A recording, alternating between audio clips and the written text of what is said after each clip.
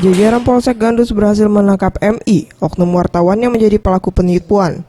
Penangkapan dilakukan di Jalan Letu Karim Kadir, Perum Pemkot Blok BK, RT 35, RW 07, Kelurahan Gandus, Kecamatan Gandus, Palembang.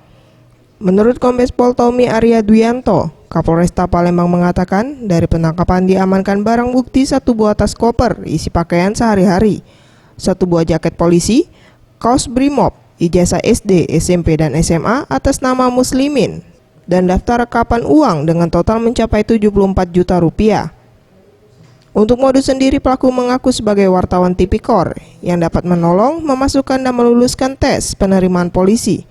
Namun untuk korban yang akan ditipu harus menyiapkan sejumlah uang. Untuk meyakinkan korbannya, pelaku mengajak korban untuk berjalan dan melihat pendidikan polisi di daerah Betung, dan akhirnya korban menyerahkan uang kepada pelaku dengan cara mentransfer yang mencapai 74 juta rupiah. Dari tersangka kita dapatkan beberapa barang bukti yang tadi sudah dijelaskan.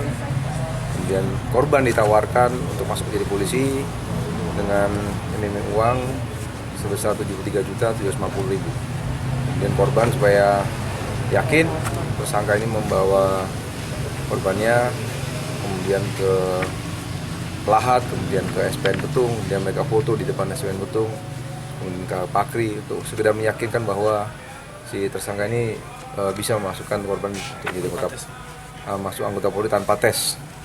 Nah, dia meyakinkan keluarganya bahwa ikut saya masuk polisi tanpa tes, bisa masuk seperti itu.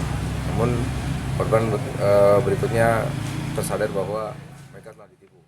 Tersangka dijerat dengan pasal 378 KUHP dan pasal 372 KUHP dengan ancaman 15 tahun penjara. Farel Dwi Satria, Seption Rizky, Sriwijaya TV.